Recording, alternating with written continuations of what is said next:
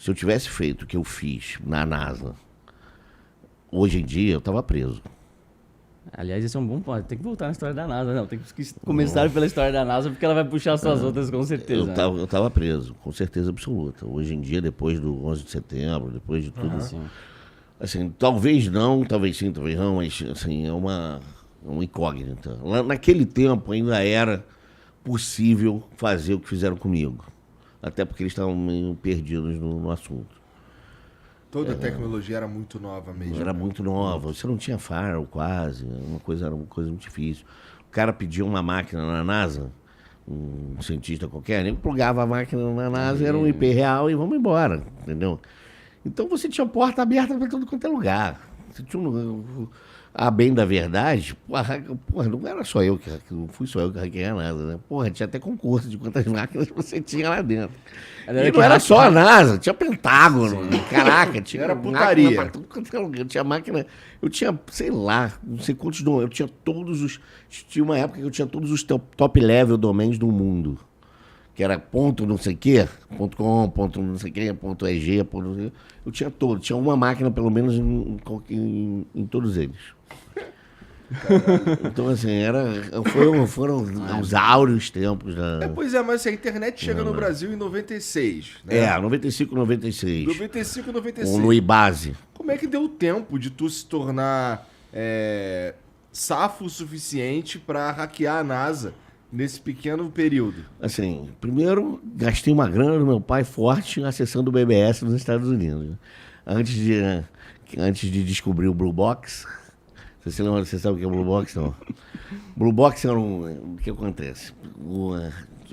Você tinha um apito no naquela caixa de Captain Crunch, que era uma caixinha azul seria que é equivalente aos sucrilhos, que você apitava. Isso foi antes de mim, tá? Eu já tinha Sound Blaster, já tinha tinha placa de som, etc. Que você apitava, você quebrava o trunk, que era uma forma de das companhias telefônicas se comunicarem. Era um protocolo chamado CCITT. Caralho, isso era filha da putagem pura. Era, filha da putagem pura e absurda. Então... Antigamente, se for pegar a história do desenvolvimento do hacking, tinha uma galera muito dedicada à telefonia. Então, usar orelhão sem pagar, ou gerar tons para poder fazer ligações. Então, se chamava a galera de freakers. Freakers, Entendeu? Eu tive aula de yoga com esse cara, com o Captain Crunch. Caralho. Na HAL, na Hackers at Large, em 2001. Era muito doido. Assim, tipo, aqueles caras mesmo do começo do Silicon Valley. Uns caras esquisitão, malucão. Esquisitão, tá. Captain Crunch. Eu não sei nem se tá vivo ainda, mas, pô, não tinha nem dente mais. Beijo pra ele. Aí,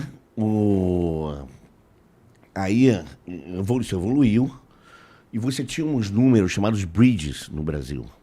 000-666, 000-777, que acessavam sistemas de outras... Você podia botar cartão e ligar para outros países do mundo pagando a tarifa local. Então você comprava um cartão, ligava para essa bridge e falava com qualquer outro lugar do mundo. E o que a gente fazia? A gente quebrava o trunk dessas coisas e ligava para qualquer lugar do mundo de graça. Entendeu? Ainda bem que eu estou falando isso há 30 anos. As empresas não vão se importar mais, eu acho. Então, assim, eu acessava a internet antes da internet vir para o Brasil. Uma delas é a CompuServe. Você vinha naquelas placas de som, você vinha um negócio de graça para você experimentar 30 dias de graça na placa de som. Meu pai tinha uma loja de informática. E eu pegava, porque ninguém usava isso aqui, eu pegava aquilo e todo dia, 30 dias, eu renovava aquele troço, entendeu? Aliás, esse era um ponto que eu ia martelar aqui. Você tinha acesso a uma máquina numa época que as pessoas não tinham, sim. Não era comum ter em casa. Não, tinha modem, tinha placa de som, tinha kit multimídia. Kit multimídia era placa de som, o CD-ROM e as caixinhas. E as caixinhas, da Sound Blaster, Sound Blaster Pro. Eu tive tudo isso, realmente. Eu tive uma Sound Blaster 16. Tinha 1664. Que eu botei num 486 DX4. DX4 100. 100. Ah, muito bom. Eu tive 14,5 também, foi meu primeiro PC. O meu primeiro computador foi um CP400. Não sei. Eu tive modem no MSX. No MSX Expert da Gradiente. 300 BPS foi o meu primeiro modem. Assim, eu tinha 12 anos. Vocês nem eram nascidos. Você era. Eu sou de 85, é. Você era nascido. Ele nem era nascido ainda. Você nasceu um ano depois de eu ter modem. 1990 foi o meu primeiro modem. Aí, assim, então eu já tinha. Meu pai é engenheiro eletrônico formado no IME, meu pai é militar, general do Exército. Então, assim, e ele é muito aficionado, sempre foi muito aficionado por tecnologia. Ele fez curso na IBM, naqueles grandes mainframes da IBM, COBOL. E eu herdei isso dele, né? E eu sempre tive computador em casa, desde que eu não entendo por gente. Então, e a facilidade do teu pai por ter uma loja de informática. Depois que ele foi para a reserva, ele tinha uma loja de informática. Então, eu tinha muito contato. Apesar de engraçado... Caralho, teu pai tem quantos anos? 84. Tá. Foi para a reserva há um tempão, né? Já, um tempão. 1992. Tá. 1992. Ele deu aula pro Heleno. Caralho. O Heleno foi aluno dele. E eu estudei no Colégio Militar com o filho do Mourão. Engraçado. A gente vai indo. Enfim. Por outros motivos e tal, mas... Aí então tu tinha... Não, isso não quer dizer que eu vote no outro, tá? Não, claro. É só... Com certeza, não tem nem... Mas nada a ver. ele não. Mas é um...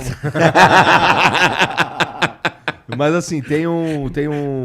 O fato de você conseguir acessar a internet desde 1990, ainda que de uma forma mais rudimentar... Não, 94, 95. 94, 95, foi quando ela veio pro Brasil, verdade.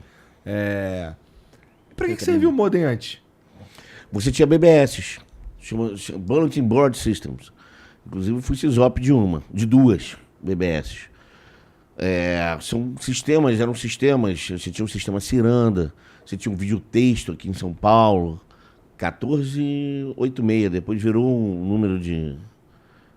Era isso, né? 1486, desculpa, eu vou concentrar minha memória. 1486, é isso? Acho que era 1486. Era o videotexto em São Paulo, que você tinha... Eu, por exemplo, eu vendia trabalho. Uma primeira coisa, nem de joguinho pirata... Foi vender trabalho de escola pros meus amigos. Tu vendia aqueles CDs com joguinho pirata pros outros? Porra, pra caralho. Caralho. Muito. Será que eu comprei? Caraca. Bizarro que meu irmão mais velho comprou algum de tudo, porque eu lembro que ele tinha um CD com uma porrada de jogo.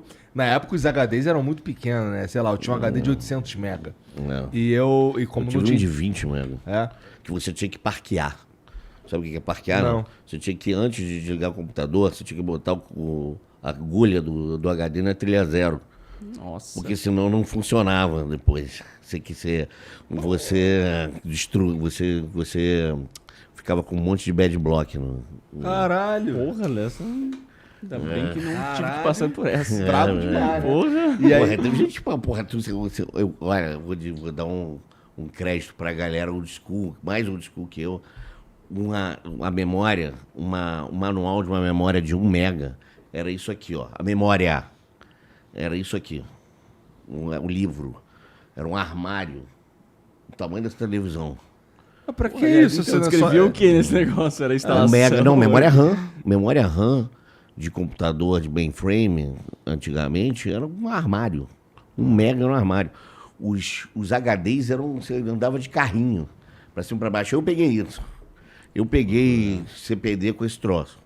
Eu já fui na dividida para os microcomputadores. Mas eu, quando tinha 6, 7 anos, quando meu pai me levou no primeiro CPD que eu vi na vida, que foi o Serpro, lá em Brasília, os caras andavam com HD num carrinho, naqueles carrinhos que leva compras, o cacete A4, aqueles... Então... Andava com HD de 20 mega. Aquilo era o supra-sumo dos caralhos do negócio. Caralho, quanto é que tem no teu celular hoje? Caralho. Você vê como um engenho humano é uma coisa impressionante. Sinistro pra caralho. Pois é. Tá, aí tá bom. Eu entendi como é que tu conseguia ter todo o acesso à tecnologia e quando veio a internet tu já era um tech savvy, por assim dizer. Já entendia do negócio. Então. O modem, tem um amigo meu, chama Alessandro Forel. Ele me apresentou, ele tinha um MSX Hotbit, que era da Sharp. Você tinha MSX Expert, naquele tempo tinha reserva de mercado, não sei se você sabe o que é. Sei. Você não podia, os militares tinham muito medo do que as pessoas podiam fazer com computadores. Tanto é que a primeira faculdade que teve curso de informática no Brasil foi a PUC, e chamava P15, que era o programa 15 do Sistema Nacional de Informação, né, do SNI, Serviço Nacional de Informação. Era um curso secreto que a PUC dava, foi para o segundo computador. O primeiro foi do IME e o segundo foi na PUC. Era um curso secreto que a IBM dava para os militares dentro da PUC. O P15 vem daí. Entendi. E aí, o que acontece? Você tinha essa reserva de mercado, você não podia comprar computador de fora, você tinha que comprar computador que era produzido no Brasil. E a gente não usava os americanos, usava o japonês. Usava os 8086 fabricados no Japão, que eram os Expert, MSX Expert, MSX Hotbit, tinha vários. Não tinha Commodore aqui. Pegou Commodore aqui no Brasil. Tinha Amiga, depois pra mim, esses nomes aí eu relaciono a videogame. Então, não. Então, tinha Atari aqui no Brasil já.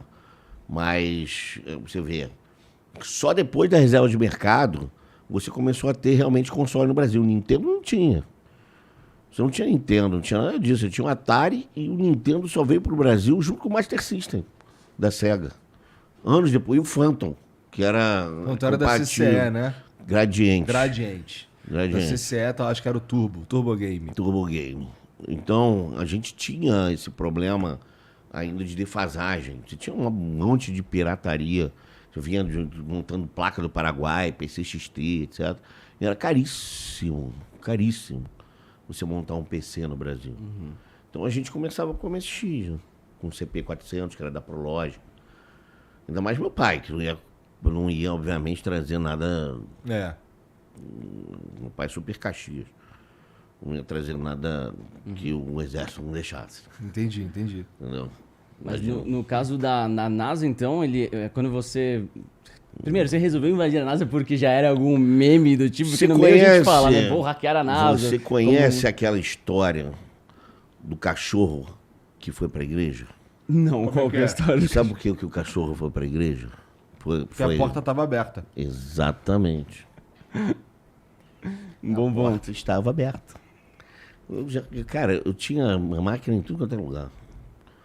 A NASA nem foi a coisa mais importante que eu fiz. Dos 10 maiores hackers da história, não foi esse. Foi porque dentro da NASA eu acessei uma máquina, que era uma máquina que estava numa rede que não estava conectada na internet. Era uma máquina interna, que estava conectada numa máquina, que estava conectada numa máquina, que estava conectada numa máquina que tinha... Era multi-homed, que chama, né? Que você tinha 2 placas, e uma das placas era numa rede, que é uma rede... a DARPA, que ainda existia na época, eu acho que até hoje existe. É uma rede do exército americano, que tinha o Blue Mountain. Na época era o computador mais poderoso da face da Terra. E eu esnifei uma senha do Blue Mountain. Então você não tinha como alvo especificamente a NASA? Não, eu nem sabia que eu estava entrando no Blue Mountain. O que era o Blue Mountain? Eu sabia que eu estava entrando num Cray, por causa do sistema operacional. Você estava varrendo o que você podia. Mas eu tinha uma porrada de Cray. Tinha Cray pra caraca.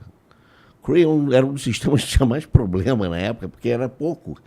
Então você tinha um monte de buffer overflow no negócio. Tinha um monte de running condition, um monte de problema que te dava o root da máquina. Caralho, depois eu vou ter que assistir isso Super aqui usuário. pra entender, por exemplo, o que é um buffer overflow. Buffer overflow é um tipo de ataque que você faz ao sistema operacional. ao core do sistema operacional. Eu imagino que você Por quê? bombardeia ele com um monte de coisa. Porque até a ele... pilha de memória, antigamente, você podia acessar direto. Hoje em dia você tem camadas que não consegue mais acessar, processar direto. Mas você podia ser... Os programas acessavam direto a memória do computador. Tá. E abriam, ele falava, olha, eu preciso de tanto. Eu preciso de tanto de memória. E essa memória ficava aberta. Se você não tratasse a variável, dizendo, olha, essa variável aqui tem esse tamanho no código, você metia uma variável maior e aí quebrava a porra do negócio e deixava aquela área aberta para você executar o que você quisesse. Imagina que você tem um campo que você tem que colocar seu nome. E aí o programa pensa que seu nome vai ter no máximo X caracteres. Só que você tem a liberdade de colocar mais do que esses X caracteres. Então você quebra o espaço que tinha sido reservado, você passa do espaço que tinha sido reservado para o seu nome e passa a ter acesso à escrita em outras áreas da memória. E como áreas da memória também tem as instruções seguintes que o programa vai executar, você está caindo numa área de memória que você meio que consegue controlar a próxima execução.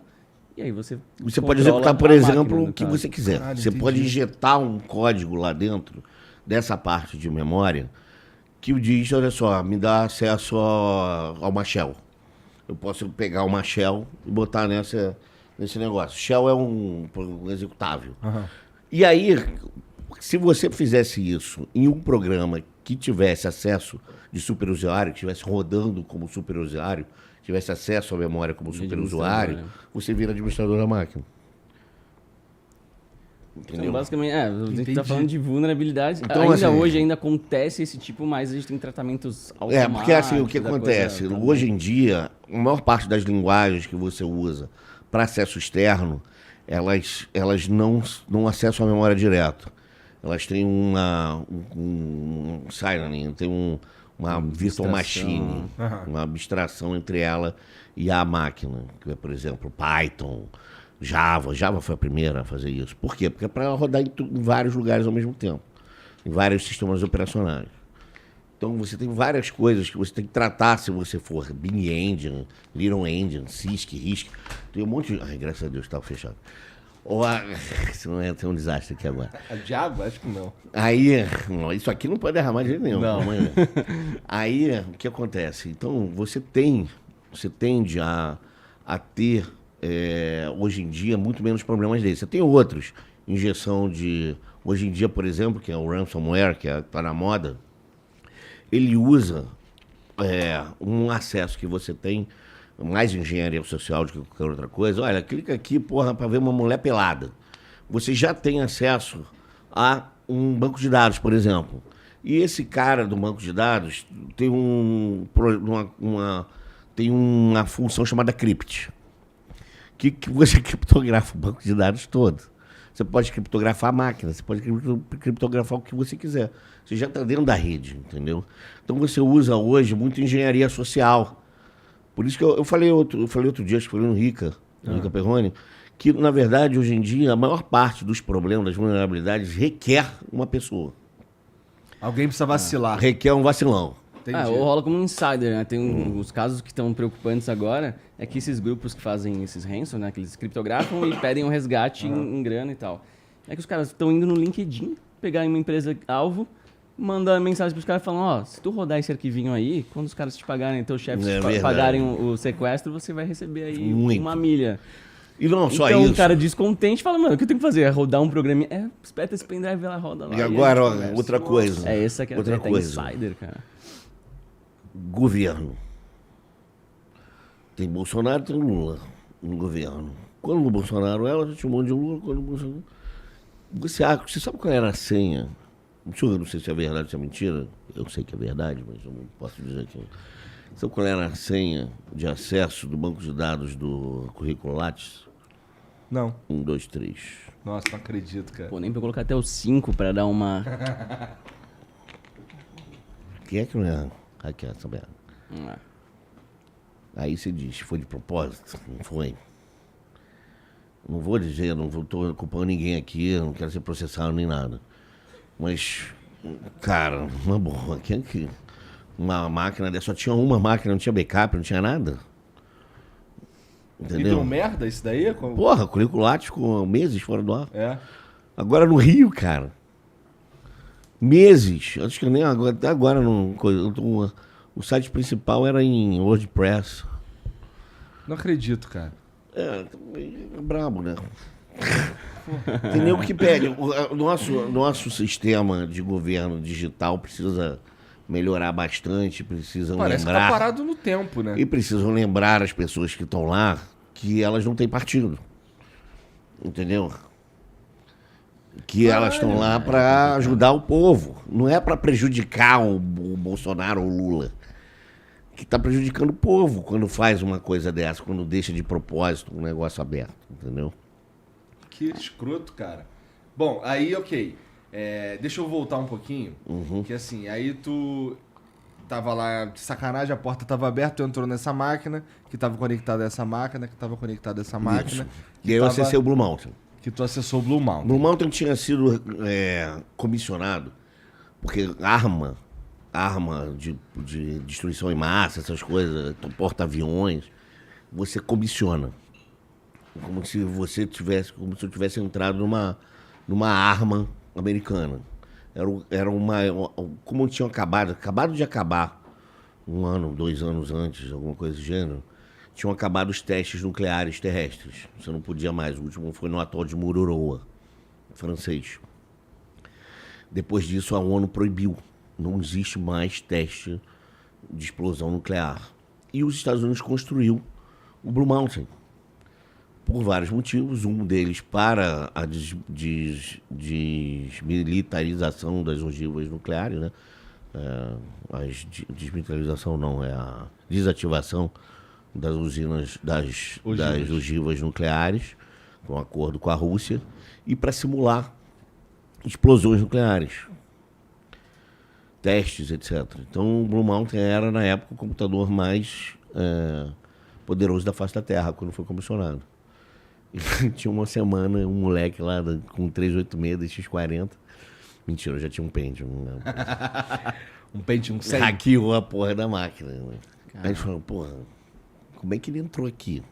E o que tu Foi uma mulher, na verdade, aí eu fui pego. Como é que eu fui pego? Porque eu já tava na NASA há um tempão, meu irmão. Já tinha, desde os 17 anos. Isso, acho que eu tinha 19, 20. Tava na faculdade já. Aí o que acontece? Eu descobri um bug no Silicon Graphics, que até ficou só depois que eu soube como é que era e tal, que o Silicon Graphics ele deixava alguns usuários sem senha.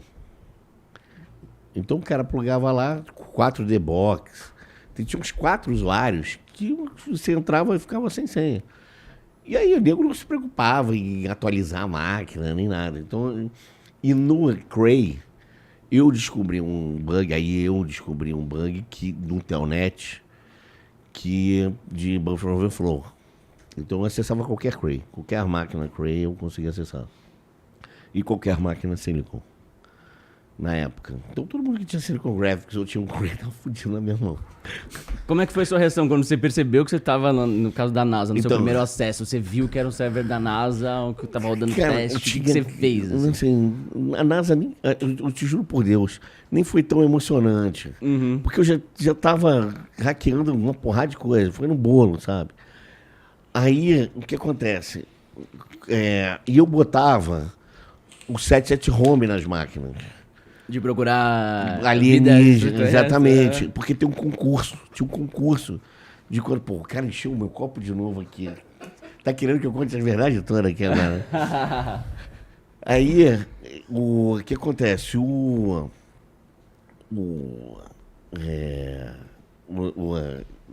tô ficando bêbado aí, ó. Você tá falando do 7. Aí, então, eu botava o 77 home nas máquinas todas. O 77 home era um programinha que rodava e você processava pacotes do radiotelescópio, de vários radiotelescópios. O maior deles é o de Arecibo, que eu acho que nem está mais em funcionamento por causa do terremoto que teve. Então você cedia a sua máquina para processar cedia idle. Cedia idle processamento. Voluntariamente. Você estava sem nada para fazer no computador, seu computador ia usar o seu processador para ajudar os caras a processar esses dados de satélite. E eu portei esse programa para uma porrada de máquinas diferentes. É porque tinha um scorezinho a sua brincadeira, então, era ganhar o scorezinho então, scorezinho de processamento, mais, né? Qual é o tempo de processamento que você gastava. Aí, tudo bicho... máquina hackeada contribuindo com... você tava hackeando para contribuir com um projeto científico, exato. Pelo menos. Olha aí o que acontece? Causa nobre. Quando eu hackei o Blue Mountain, eu botei uns 3 ou 4 crays, mas eu segurava a porra do processamento. Falava, não processa tanto, entendeu? Fica até X. Para eu poder ficar entre os 10 primeiros e não explanar a parada. Só que, porra, era o Blue Mountain, sabe qual é? Se eu usasse 25% da porra da CPU, das CPUs do Blue Mountain, já era metade do processamento do planeta Terra. Então, o que aconteceu? Me pegaram. Por quê? Porque tinha a minha ficha toda lá. Aí o cara, o Berkeley, tem um moleque lá no Brasil que tem mais pacote processado do que a IBM. Aí eu falei, porra, isso aqui tá errado, deixa eu ver aqui. Aí, porra, Blue Mountain, porra, porque tinha lá, né, onde vinha, Laboratório de Los Alamos, lanl.gov. Aí o cara, e o Blue Mountain não tava na internet, eu tive que fazer uma, tipo, chama-se pipe, que é botar um túnelzinho para uma outra máquina que essa máquina mandava. E aí, olha, porra, mas você tem lá tinha Mac Address, tinha uma porrada de coisa que identificava que era o Blue Mountain.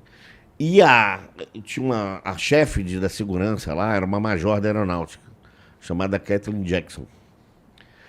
Ela falou, puta que pariu, fudeu, essa merda dessa máquina tem que ser comissionada. E aí começaram a ver, né, de onde esse moleque veio, e eles não sabiam. Eles não faziam ideia de como uma máquina tão protegida contra o Blue Mountain foi hackeada por um moleque. Só que o problema é que meu pai é militar. E tem o mesmo nome que eu. Entendeu? E aí o pessoal achou que era um ataque brasileiro às máquinas. Pô, caralho! Nossa. Como é que foi o contato deles? Então, foi primeiro com a BBS, que eu acessava. Por acaso eu trabalhava na BBS, tinha trabalhado, não trabalhava mais. E aí o Júlio Botelho, que é um dos ícones, são os dinossauros da internet brasileira, ele falou, olha, vou ter que falar a verdade pros caras, né? Aí, olha, o nome é Vanderlei Abreu, Vanderlei Abreu, não era Júnior, não tava no negócio. E aí a mulher foi consultar lá quem era Vanderlei Abreu. Militar. General. Meu pai deu aula nos Estados Unidos. Foi aluno e deu aula no pro corpo sinaleiro de Marines. Aí, pô, cara, em suma, deu uma merda federal, literalmente. E assim, no final das contas, eu ganhei um laissez-passer, um salvo-conduto para ir para os Estados Unidos e explicar o que merda que eu fiz. Né? Aí tu foi lá e explicou a merda que tu fez? Porque eu não ia explicar daqui, né, amigão? Depois eles me davam um persona não grata lá, alguma merda dessa. Acho que eu teria medo de explicar lá também. Assim. Não, foi uma merda, foi merdinha. Eu não fui sozinho. Eu não fui sozinho e foi merdinha, porque os civis, caralho, que cara foda, porra, legal, puta que pariu. Como é que você fez isso? Os militares puto pra caralho. Porra, você devia estar preso, moleque. Você devia estar preso, tem muita sorte. E nunca teve essa pressão, tipo, nunca chegou algum debate pra ver a gente vai prender o cara ou vai trazer? Não pode. Como é que ficou eles não podiam, né? Aí ia ser uma crise diplomática grave, aí é outra coisa. Porque tinha muita gente, aí já tinha... Porque, por mais que pareça que nós somos amiguinhos, no Exército Brasileiro... É o Exército Brasileiro, o Exército Americano, claro. O Exército Americano. Claro. Você acha que não vai querer ganhar uma vantagem em cima dos... Só dois países sabiam como consertar aquela merda. Brasil e Estados Unidos.